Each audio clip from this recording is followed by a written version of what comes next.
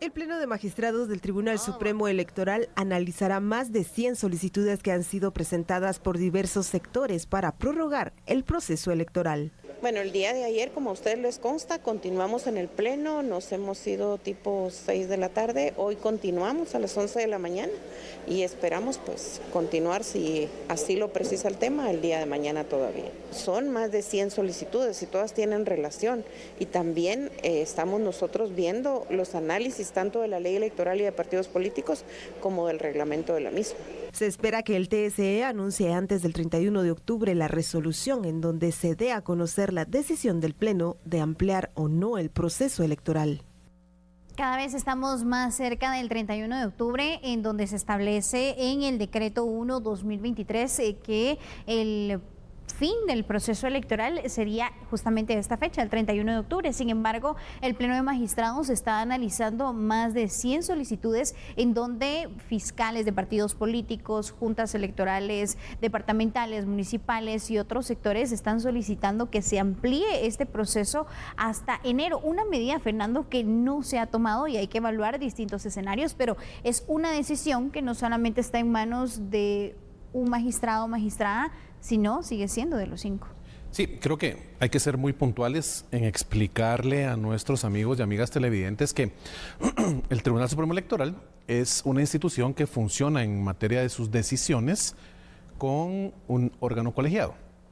El órgano colegiado toma decisiones colegiadas. ¿Y qué significa esto? Necesariamente la ley les obliga a que siempre haya una decisión basada en 5 votos y tiene que existir mayoría. Entonces, no es que por el hecho que haya cambiado la presidencia dentro del Tribunal Supremo Electoral, ahora la nueva magistrada presidente tenga que tomar esa decisión. No. Aquí se sientan los 5 magistrados, sean titulares o sean suplentes. El TSE tiene 10 magistrados, 5 titulares y 5 suplentes. Si 1, 2 o 3 de los titulares no se encuentran para tomar una decisión, porque están de viaje, porque están de vacaciones, alguno se enfermó, otro anda en otro país representando a Guatemala en alguna actividad electoral, qué sé yo, sube automáticamente el suplente para que siempre existan 5 votos. Entonces, no es la magistrada presidente la que tiene que tomar la decisión o llevar un liderazgo en función de vamos a hacer lo que yo digo. No, no funciona así. Entonces, se está estudiando pues ese planteamiento que se les ha hecho por diversas instancias y sectores de la sociedad en función de ampliar esa terminación del plazo electoral y que no sea el 31 de octubre, sino que se extienda a la fecha que ellos así lo determinen. Entonces, al día de hoy, en este momento, no podemos hacer ningún tipo de conjetura porque pues, no se sabe. Ellos están determinando cada uno, estudiando qué es lo mejor para el tribunal, qué es lo mejor para el proceso eleccionario, si terminar el 31 ahorita de octubre, la otra semana, que sería el día martes, o esto se amplía a la fecha que ellos así lo vayan a considerar. Así que estaremos pendientes de esa decisión, definitivamente compleja, porque pues al final es el trabajo que ellos tienen que tomar ahora aplicando la normativa constitucional y la ley electoral y de partidos políticos, y por supuesto pues es lo que les toca. Este es el espacio que les toca a ellos y analizar y tomar esa decisión para saber qué sucederá con esta fecha. Es una gran responsabilidad. Desde inicios de octubre se ha tenido esta duda. Nuestros colegas le han consultado al Pleno de Magistrados prácticamente sobre cuál sería la decisión a tomar, pero ese podría ser una decisión que incluso den a conocer el mismo 31 de octubre. Claro, entonces están incluso dentro de su derecho hacerlo ese mismo día. Cada día tiene 24 horas, podrían ser las 11 de la noche y 37 minutos para que termine el 31 y ahí llamar a conferencia de prensa y decir, bueno, miren, se acaba de tomar la decisión. Entonces, no sabemos. Realmente, ahora mismo es muy, no sé, tal vez la palabra sería muy, pues, aventurado poder decir, lo mejor es esto, lo mejor es aquello. Entendamos que dentro de la democracia guatemalteca se estableció a nivel de nuestra ley electoral que iba a existir una institución encargada de aplicar esa ley electoral y de partidos políticos, es decir, todo el derecho electoral para beneficio del país. Entonces, esa institución es el TSE, no hay otra. No debería haber ninguna institución que tenga injerencia dentro del TSE para ninguno de los aspectos, a no ser, pues, obviamente que haya algo comprobado. Pues, ahí sí, definitivamente. Ninguna institución está exenta de todos los espacios que la ley determina para que toda la gestión, sea de 1 año, 2 años, 3 años, 4 años, 5 años, 6 años, sea basada en transparencia. Pero fuera de ese tema, al TSE es al que le toca tomar esa decisión. Aquí podrá haber sectores y podrá haber profesionales del derecho que dirán, no, que es una aberración jurídica, no, es que están haciendo lo correcto, no, es que no. Miren, para eso tenemos ahí a 10 especialistas en derecho electoral. Puede existir un abogado que litiga civil, puede existir un abogado que litiga penal, puede existir un abogado que litiga administrativo, puede haber profesionales del derecho que se dedican únicamente a ejercer notariado, pero no son expertos en derecho electoral. Entonces, tenemos a 10 personas ahí con el vasto conocimiento, así que estemos a la espera y respetando los plazos legales para entender, saber qué es lo que van a decidir, y cuando ya se tenga entonces la resolución, ahí sí entremos a poder analizarla y decir, ¿estuvo bien o estuvo mal conforme a derecho? Pues entendámoslo y analicémoslo desde esa perspectiva. Vamos a conocer distintos puntos, Fernando, sobre esta posible ampliación del proceso electoral. Y es que en enero se publicó el decreto 1/2023 que oficializó el calendario electoral, las fases del proceso y las fechas para cada una de ellas.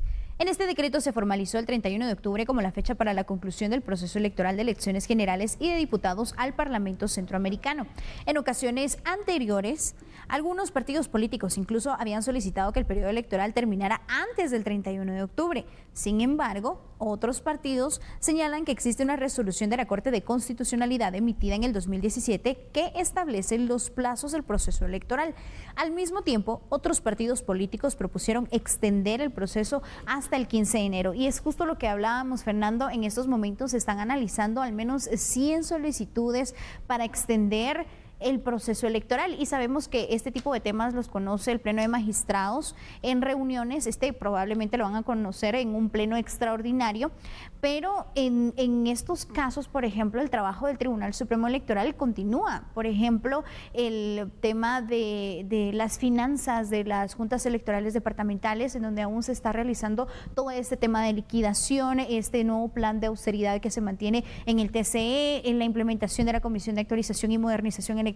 Es decir, hay temas que aún continúan y no precisamente pueden abordarlos absolutamente todos en una reunión de pleno. Claro, hay que entender que esas reuniones en donde se juntan precisamente a solventar dudas, solventar peticiones, hay pretensiones en materia electoral de distintos sectores que deben ser solucionadas, pues, por los funcionarios que llegaron precisamente a ese puesto para esto, ¿no?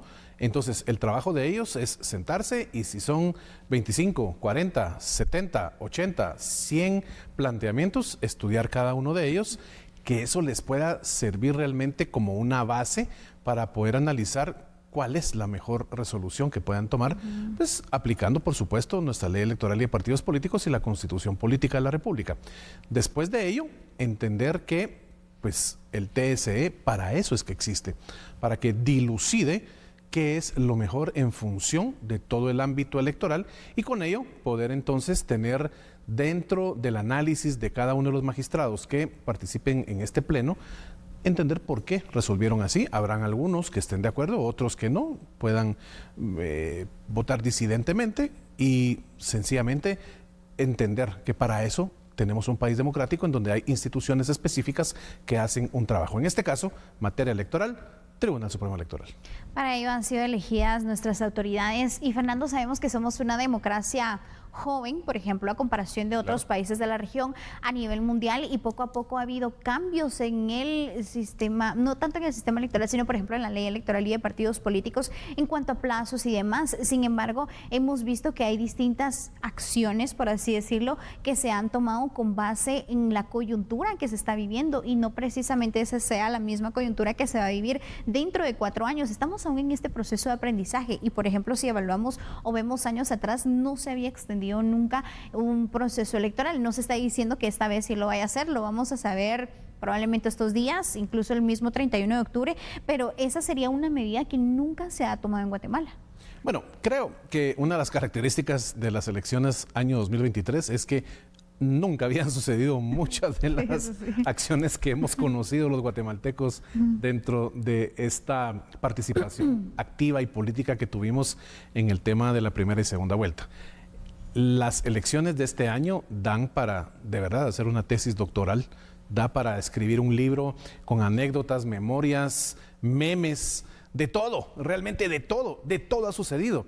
Entonces, creo que estás tocando un punto muy importante. Es primera vez que un pleno de magistrados se sienta a analizar después de la segunda vuelta si estira el proceso de las elecciones y no se le da terminación en la fecha en que se había estipulado. Nunca había sucedido. No sabemos qué va a pasar dentro de 4 años. Lo que sí es seguro es que todo esto es conocimiento, Ligia. Todo esto es experiencia.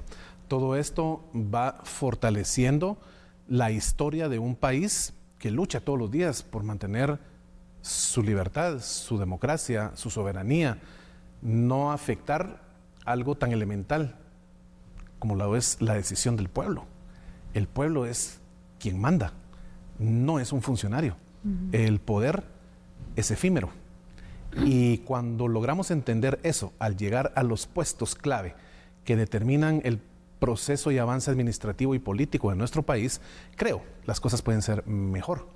Pero realmente esos espacios en donde logramos tomar una decisión, en donde podemos hacer que el país sea mejor, o con esa decisión podemos hacer que el país ya no sea lo que era antes, ahí es donde se determina la historia que se escribe de un país que lo que hace es quererse mantener libre, quererse mantener soberano y, por supuesto, querer mantener su democracia, porque esa es la base fundamental de nuestro sistema de gobierno. Son distintos retos que tienen nuestras autoridades, Fernando, pero algo que hay que resaltar es que aún se sigue avanzando pues en distintos temas que están pendientes. Ya se daba a conocer, por ejemplo, las finanzas de los órganos electorales temporales, la implementación de la CAME, por ejemplo, en el Instituto Electoral, cuáles son los cursos que van a seguir para la formación cívico-electoral.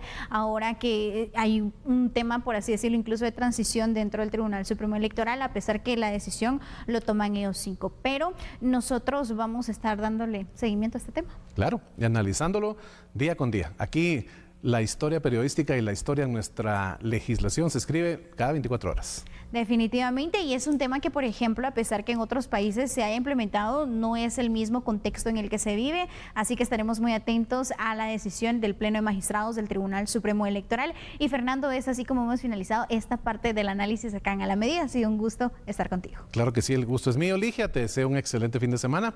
Amigo y amiga televidente, buen descanso, disfrute a su familia y nos vemos acá el lunes a las 9 de la noche.